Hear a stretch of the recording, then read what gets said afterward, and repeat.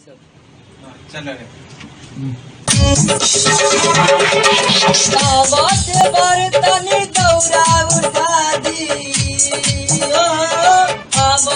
बर्तनी दौरा उठा दी देखिए तू चल हमके बहरिया चलो ए भौजी छठी घाटे और के बेरा बिताल बाटे चलो।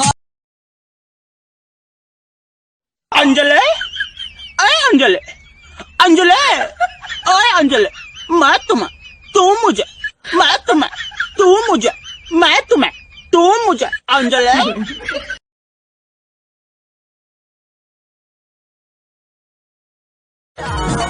अरे यादव जी के बेटा होशियार लेखा मांगेला भक्तार लेखा।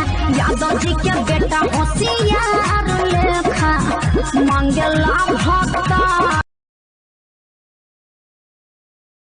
मेरे रे करम में बावड़िया लिखा था, मेरे रे करम में बावड़िया लिखा था। हमारे करम में छुछु नरी लिखाइले। चुप रहा, अपने बड़ा छुछु जवानिया बच्चों आइल बारू बंगाल से गोरी बचके